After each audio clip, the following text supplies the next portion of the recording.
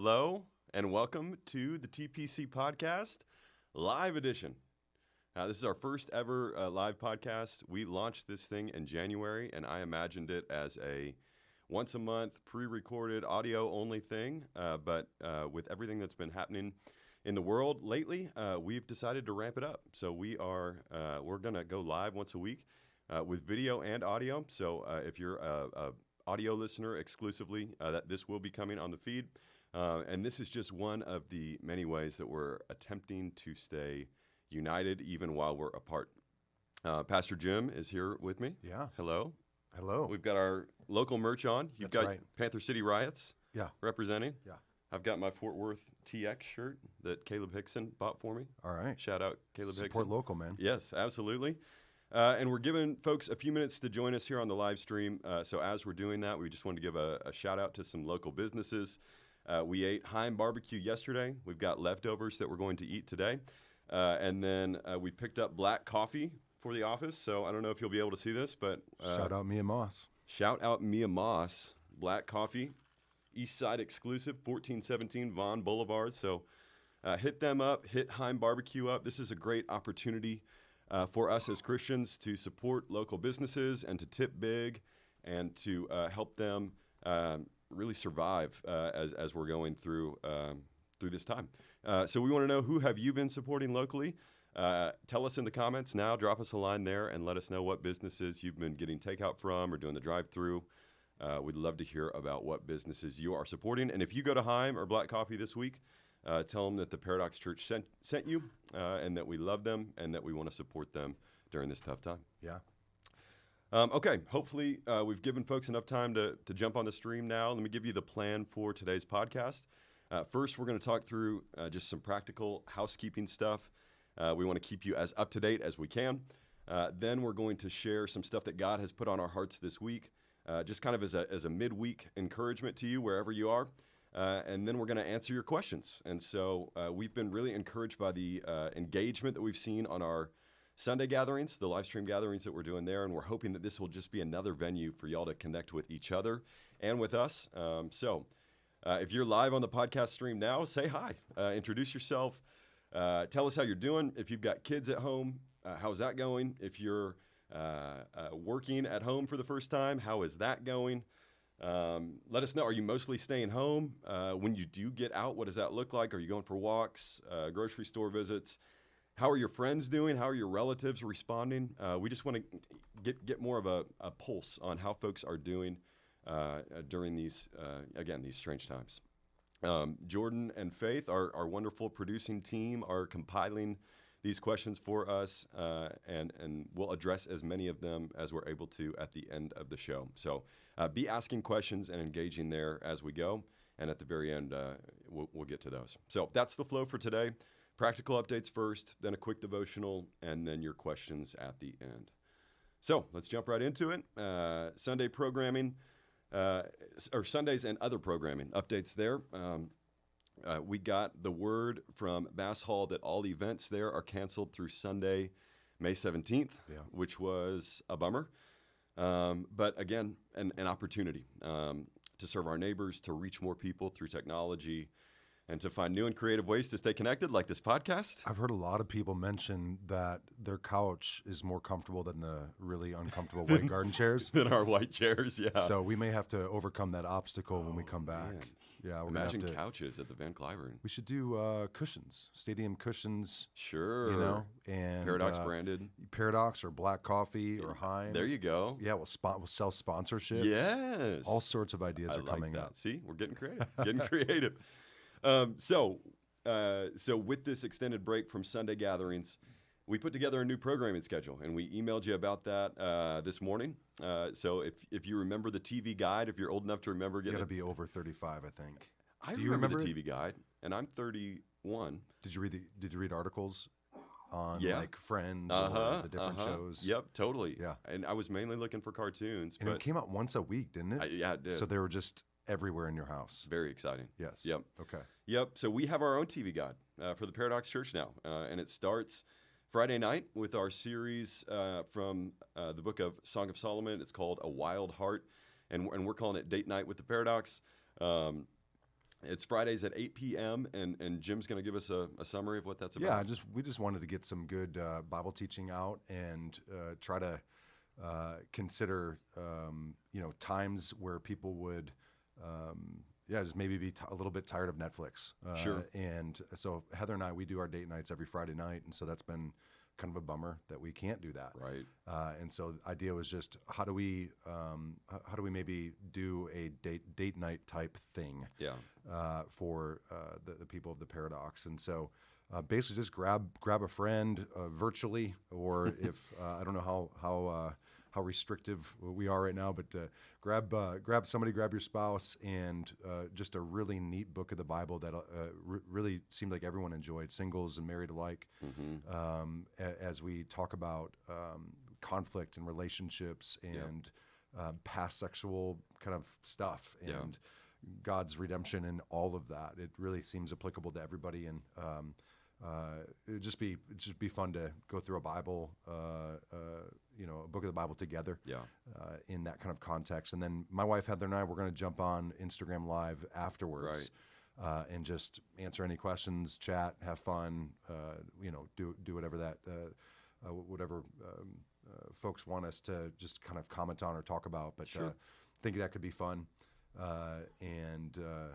we're looking forward to it. I'm excited, man. This series was before I was here. I know. So I haven't heard it. Know. And we've been hearing comments like that from people as we've been sharing it. Yeah.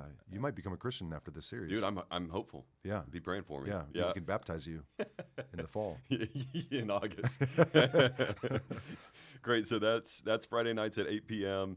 For the next several weeks. And then next up in the programming schedule, of course, we'll continue to gather Sundays at 10 a.m. for the live stream. And then on Mondays and Tuesdays, we're going to be restreaming our Who Needs God series and our First Peter series. That'll be at noon Central. And for both of these, or for all three of these, we'll have live moderators watching and engaging with you for those series. So tell us about why we picked Who Needs God and then First Peter. Yeah, I mean, so Who Needs God is just it was a series that really addressed cultural issues and things that people face that really can lead to struggling with trusting in God. Yeah. So whether it was Christians who wrestle with doubt, that was a big thing that we addressed in that series, was just, hey, it's okay to doubt. Yeah. We want to doubt towards God. Yeah. And then non-Christians as well. Those of you that maybe are not sure about what you believe, or maybe grew up in the church and for whatever reason deconverted, kind of bounced out of just, I don't know if I can believe this anymore. Yeah. It was addressing that, and just the whole idea was that Christians are haunted by doubt and non-Christians are haunted by belief. And so we talked about injustice and beauty and all sorts of just topics that address different spheres of or topics of why people maybe wrestle with the reality of God or what God is doing. And then it was really neat. We would interview partners on stage for about some of those things as well. And so that was really neat. And so I think that'll be a fun series to go back to. Yep. Yeah. And then First Peter was just so much fun with the telestrator. Marking up the Bible and just getting real deep into the text itself, and just the context that First Peter is writing to is so much like our context now, and so those should just be good lunchtime, get away from Netflix moments, hopefully for you. Yeah, and that was the idea with the Noon Central, is if you are working from home and you've got a lunch break, join us on the live stream. Go get your microwaved whatever. And we don't have a microwave in my house, but yeah, you're those people. Huh? Yes, Of course, you don't have a Yes. microwave. I'm sorry, we have a toaster oven. Yeah, not the same. What do you do for popcorn? Are you here? Oh, Got yeah. Okay. No. We'll just put it in a pan and put a cover over it. Oh, you're really old school. Yeah, I mean it works pretty easy. Yeah, does it? Yeah. Not as easy as a microwave, though. Iron skillet, man. Yeah. You can do anything on an iron skillet. Grab your lunch and join us Mondays and Tuesdays at noon for those series. Good pivot away from that ridiculous topic. We're just going to get off that. And like Jim said, consider inviting non-believing friends to watch those with you.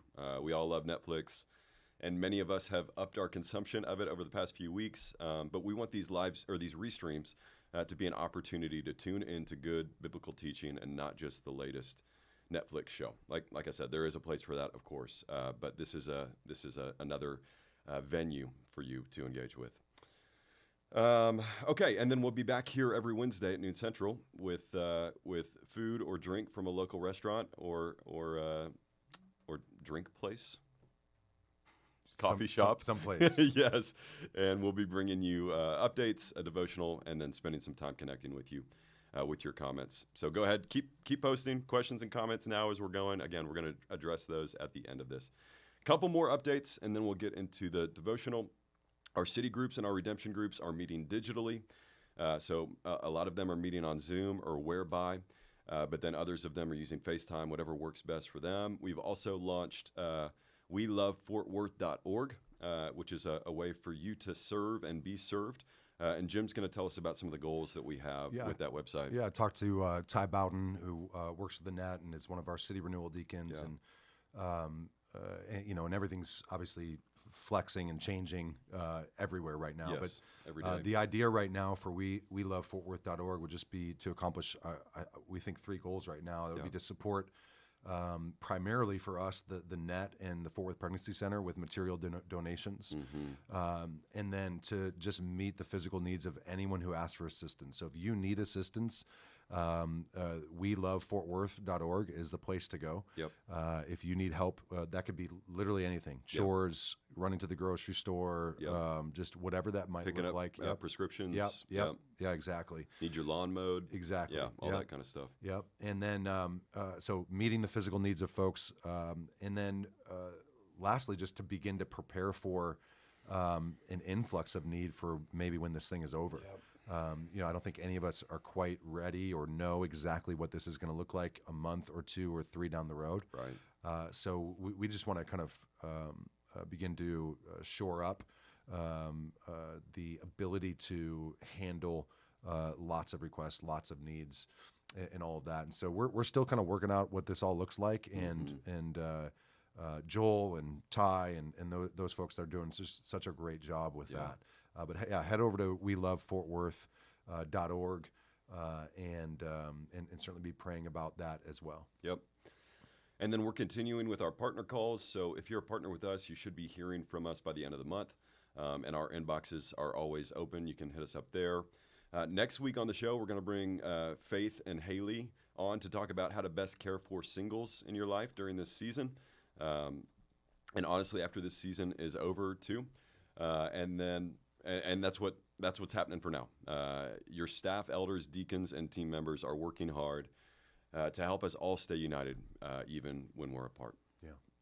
So that's updates. Next week, we just wanted to share something that's, I guess that was on your heart from something that was emailed to you by a friend. And we walked through this as a staff yesterday. We did a prayer from Psalm 46, and so. Again, hop in the comments because Jordan's going to link us to the PDF that we used, and so you can hop in there and look at what we're looking at. And then if you have your Bibles, you can turn to Psalm 46. Jim's going to tell us a bit about this psalm to frame up the prayer that we prayed. Yeah, we want this podcast to be in part devotional and things like that as well. And a man named Elliot Grudem, who's just a friend and a mentor to me. A pastor to pastors has just been so helpful in this time, and really he's just helpful in all kinds of times. But yeah, he sent this out to a few of us, just this idea of praying through Psalm 46 in times of fear. And so it's just the first 5 verses. Really, the whole psalm is great, but it says this. It says, "God is our refuge and strength, a very present help in trouble. Therefore, we will not fear, though the earth gives way, though the mountains be moved into the heart of the sea, though its waters roar and foam, though the mountains tremble at its swelling. There is a river whose streams make glad the city of God, the holy habitation of the Most High. God is in the midst of her. She shall not be moved. God will help her when morning dawns." And just the reality of the situation that David is singing about here. right? So God is our refuge. He's a safe shelter. He's a fortress. He gives us rest. He is our strength. So the one that strengthens you, the one that gives you courage in times of fear is God. Yeah. And then a very present help in trouble. Like the idea that in our distress, when we need him most, God is moving closer, you know? In the Message version, Eugene Peterson, he translates that. He says that when we stand fearless at the cliff edge of chaos. Wow. Because of this God. Wow. I want to say that again. It's awesome. Just perfect, Eugene Peterson. We stand fearless at the cliff edge of chaos. And so we do that because of, God and his nearness and his strength in us. But the whole prayer then is just kind of centered around that reality of, therefore, we will not fear, though. Yeah. And the psalmist says, though, even if the earth gives way, even if the mountains are moved into the heart of the sea, even if, all of these things happen, but the idea here is just to replace all of that with whatever you're fearing. Yeah. And so a great prayer right now could just be, God, you are my refuge and strength. You are a very present help in trouble. Therefore, I will not fear, even though COVID-19, even though I don't know what financially this is going to look like, even though I'm afraid that I'm going to get sick, even though I'm stuck at home or I feel alone. And really just stating that fear as a prayer towards God. Right. And whether you believe it deep within you right now or not, it's almost a statement of faith. Yes. That just says, God is this, God is this, God is this for me, and so I'm not going to fear. Yeah. And I just think it's a really powerful way to pray the Psalms and to really confess our anxieties and fears. How many times do you think about fears and anxieties and kind of play them out in your head, but you never actually confess them out loud as a prayer, or even just confess them out loud to be known by somebody? Yeah, all the time. Right. All the time, right. So I just think it's a really neat resource and idea. So, and if you're up for it, folks who are tuned in now, share in the comments what comes after the though for you. Yeah. Therefore we will not fear, though what. Tell us what you are afraid of. But you are combating because of what's true about God. We'd love to hear, any fears or anxieties that you're walking through, so that we can be praying for you, and so that others can know that they're not alone in what they're thinking and feeling. What are some fears have you heard from our people or just people around you? Have you heard any? I'm in a family text thread where we've been talking with our parents a lot about staying at home. They're both in that vulnerable population of elderly. And so I know my sisters in particular have been worried about their health and just making sure that they're staying healthy. You had a sister in New York too. Well, I do. Yeah. And she's barely leaving her home at all. Yeah. And then obviously, financially, I'm getting texts from friends who have lost their jobs and are trying to go on unemployment, but it's taken forever. They're trying to apply for jobs, but everybody's applying for the grocery store jobs, Those are some ones that come to mind. Yeah. You? Anything outside of that? Yeah, I mean, I think pretty similar. One of the things that I think stress does and chaos does and, turmoil and it just presses on what's already been there. That's right. And so for me, my family, the people around us, it feels like what gets kind of pushed up, pressed up is just, it's been there anyways. Yeah. And now it's just, there's a highlight on it. There's a spotlight on it.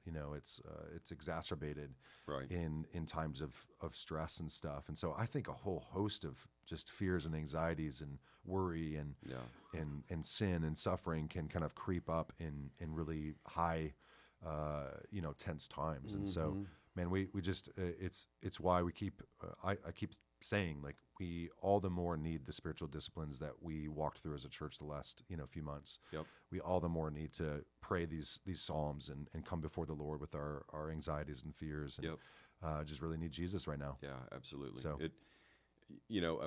we've been talking about how after 9/11 there was an uptick in church attendance. Because there is something about when things feel chaotic or out of our control, we do look to a higher power, which is a reason that we're doing these restreams, right? Who needs God? Yeah, like what else are you going to turn to if you can't turn to financial stability right now? Yeah, the old stuff doesn't work. Yeah, you can't. You just can't turn to those things. Right. And so I do. We've been praying and hoping that those that maybe don't know Jesus would look again at maybe the possibility that there's something right and true there. Yep. And then, but if you're listening, like even Christians are having to do the same thing. Oh, we have to again turn back to Jesus and remember that Jesus is our only stability. Jesus is our only refuge and shelter. Yes. So yes, we're all in the same boat there. Amen. Okay, that was great. Thank you for that. Let's hop over to the questions doc. Okay, let's see what we got here. Question number one. Yeah, we got questions. We got 3 of them. It looks like. First is from Carter English. Shout out Carter. See you tomorrow. Here's what he says: how do you navigate not personally being afraid and wanting to be in community, but also respecting the law of the land and wanting to protect others that may have fear justifiably? Yeah. So it's funny because there's so many extroverts and young, healthy extroverts, and they're freaking out right now, right? They just want to be around people and all of that. I do think that Romans 13 comes into play when it comes to some of this stuff because to submit to our authorities, to submit to local and state and federal authorities in times like these, to me it's an act of humility that just says maybe I don't know everything that's going on right now. Right. I mean, you and I've talked. I don't mind saying this. Like if there's a spectrum of 1 to 10, like 10 is this is the worst thing ever in the history of the world, and 1 is this is all a bunch of malarkey. Malarkey. Yeah. I'm somewhere in the middle. Like I'm not freaking out about this, and at the same time, it's obviously something. This isn't nothing. But I think humility would just say like, okay, maybe we don't know everything, and maybe we should just submit to the people that God has sovereignly placed over us. Romans 13, God institutes governing authorities. He is over that. He removes kings and sets up kings. And so we would just submit to that. And so then from there, like to me, that's your starting point. I'm going to submit to that. So what is the mayor telling me? What is my governor telling me? What is my president telling me? And so I'm going to submit to that and then go from there. Like, okay, so how do I now build relationship? How do I stay in community? How do I still, that's one thing I love about our neighborhood is people get to walk around and we get to stay on our porch and we can talk. That's right. And so we can have that. So just being creative about what that looks like. Yeah, for sure. But I think that starting point has to be, man, what are they calling us to do? Let's just obey it, whether we agree or not, or whatever. I'm with you. Yeah. A couple of things we've been doing this week. FaceTimed with some friends in other states on Sunday night. So that was really fun. And then last night, similar to you, some of our neighbors got out into the street with drinks, and we were all on our porches and just kind of yelling at each other from 12 feet away. Yeah, that was fun. So here, confession. I like playing a video game called NBA 2K on Xbox. Okay, so that's something that I do in my downtime. Yeah, that is a confession. Yeah, I know. That's okay. I'm all right confessing that. Yeah, and. I played online with a friend last night. We talked on the phone while we played, and that was really refreshing. Yeah. Tonight, there's another guy in my neighborhood who we're going to have a socially distant hangout. We're literally going to sit 6 feet from each other and just hang for an hour. So we're trying to be smart and stay within the guidelines and also not abandon community totally. So that's good. Okay, our very own Dustin Aguilar, youth director and church planning resident. He says, what are some things you guys are doing differently right now in your spiritual disciplines? I am not doing anything differently. I'm continuing to read my Bible and pray and journal, and I'm leaning into it more, but I'm not doing anything differently. Are you? Yeah, so no, I'm not doing anything differently. good. I'm doing things differently bad in the sense that this has just thrown me way off. I'm a creature of habit. Sure. I am, 26 years in, 8 years of baseball, and every day is the same. Yep. And you eat the same food, you do the same things, and that's what I like. And so anytime it gets thrown off, I do not like that. Yeah. And so, my nighttime stuff has gone well. My early morning stuff has not gone well. Okay. I've just been thrown off from spring break and then through just the madness of all of this. And so it's one reason why I've continued to just encourage our people to stay committed to that and to keep creating those habits, because I know what it's like. It's just easy to get off of those regular rhythms when our regular rhythms are thrown off. Right. So, right. Yeah. Yep, and there's obviously grace for that, and then there's an adjustment period, and then you get back into this rhythm for now. Somebody did mention on Instagram Live just silence and solitude being a big deal right now. Oh, that's right. Yeah. And I think that makes a lot of sense with all of the noise and all of the chaos and the constant information thrown at us and all of that. Just how important it would be to just rest before the Lord, be quiet before the Lord, quiet our heart. I mean, you talk about anxiety and fear. To me, and I said that back when we did that sermon. I think that's the key to anxiety and fear is silence and solitude before God. Yeah. So there's I can't remember who said it, but he said something like the main problem.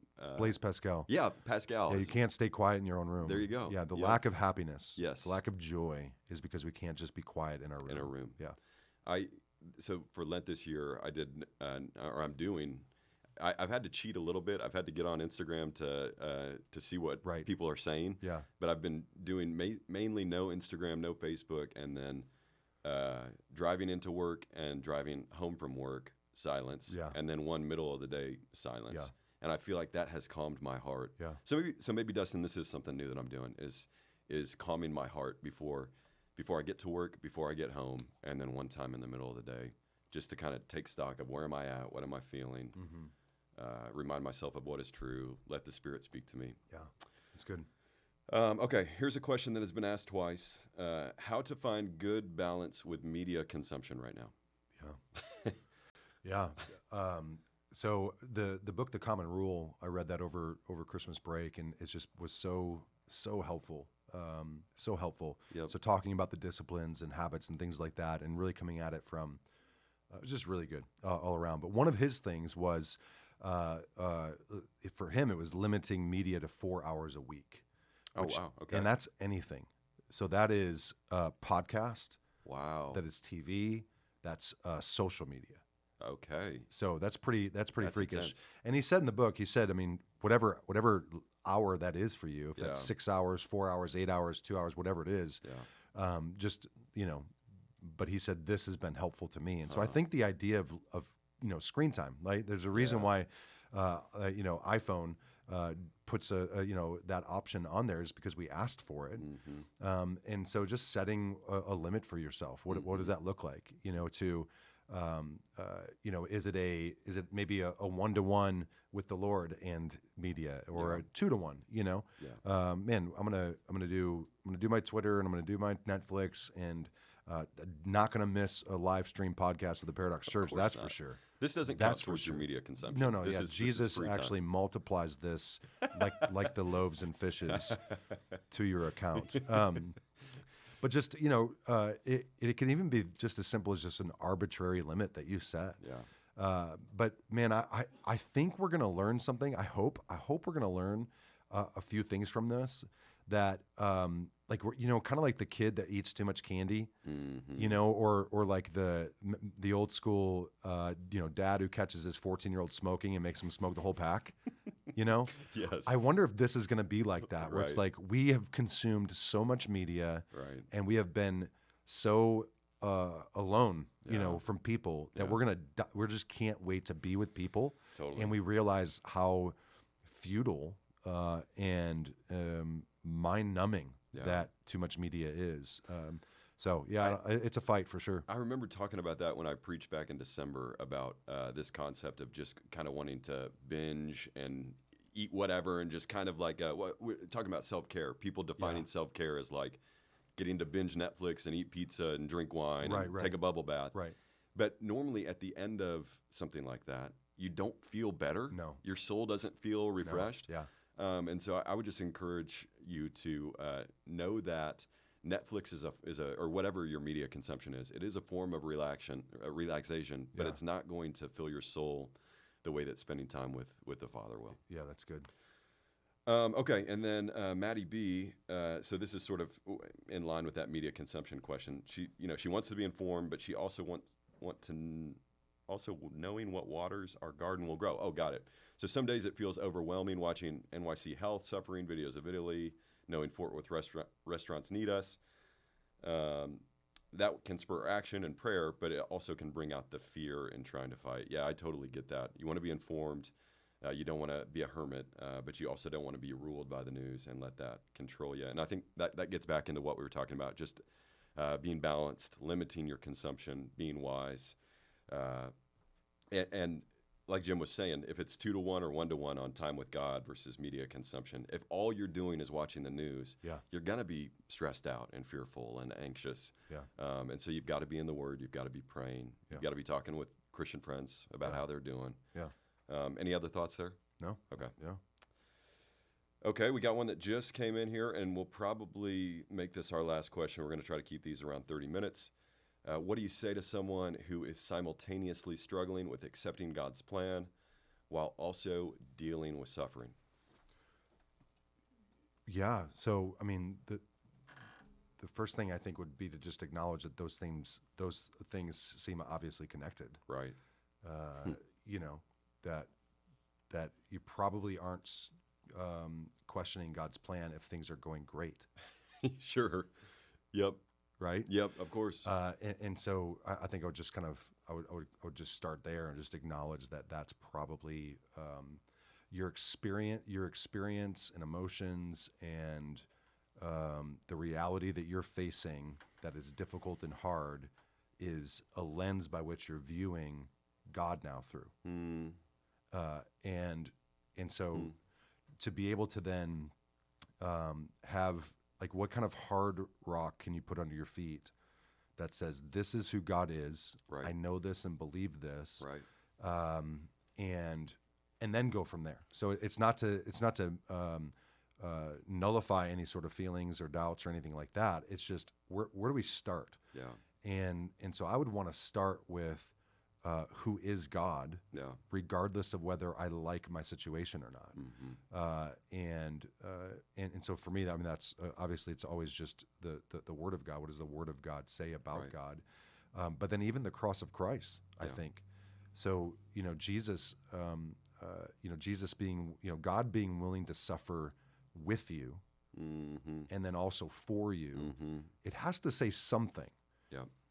So we maybe don't know why God's letting this situation come about in our lives, but we can look at the cross and we can say, I know what it doesn't mean. It doesn't mean that God's not willing to suffer also. That's right. And it doesn't mean that God doesn't love me, because look at the cross. God must obviously love me. Yes. And so I think we just kind of start there and then wrestle. Wrestle on that kind of hard foundation, that hard rock of, I don't get this, I don't like this, but I can see that you are God. This is what you're like according to your word, and you're not capricious and vengeful and distant, because you came here to suffer with me and even suffer for me. Maybe you do love me. Maybe you really do love me. And just starting there. What do you think? Absolutely. I mean, when we were praying Psalm 46 yesterday, I don't know if I prayed it or was just thinking it, that that this pandemic would not change people's perception or view of God. That they wouldn't think, I used to believe that God was good, and then something bad or hard happened to me, and now how could God still be good? That faith would remain rock solid, even in the midst of hardship and doubt, in which there's totally room for. I mean, read the Psalms. So I guess that's what I would say is, God does not cease to be good, even when your circumstances get tough. Right. And Jesus is the proof of that. Right. Yeah, absolutely. Okay, and then last question is, what's your Xbox gamer tag, James? Tyser Whaley, one of our other producers, would like to know my gamer tag. I will text that to you after we get off the show. You don't want that to be public? I actually don't. Oh, is that just my username? If that's what that is, then it's James Lloyd L. Double L. Your middle name's Lloyd? It's Lloyd. No way. I was named after my grandfather's. I didn't know that. Yeah, James Lloydl. Does that immediately? Does it bother you that it immediately makes me think of Dumb and Dumber? Dumb and Dumber? No, not Okay, at all. That's okay. fine. My son's name is going to be Leo Lloyd Lapine. Oh, that's a good. Triple L. Yeah, a lot of lions in there, man. Yeah, I know. Yeah. That's my next tattoo. Lion tattoo. I know. Here. I know. I know. Do you want to talk about just tattoos and just if We'll if save there's- that. That'll if be there's, next week. Yeah. We'll get that on. Yeah. Your sin. Wow. I'm just kidding. Okay. Hot take. Join us next week for why tattoos are a sin. Yeah, Tyser. Let's hit it up tonight, man. Hit me up, and you're trying to serve me an L on NBA 2K, please. I will dominate you on NBA 2K. Don't even start. All right. Let me get us out of here. Outro. What are we gonna do next week? So We got some gals coming on there. Yeah, we do. Yeah, so Faith and Haley will be with us. Like I mentioned, we'll be talking about how to best care for and serve singles during this time. And that's it. We'll see you. We'll see you before that. We'll see you for date night this Friday, 8 p.m. And then we'll see you, of course, on Sunday at 10 a.m. We love you guys, and thanks for joining us on the live TPC podcast. Yeah. See you guys Later.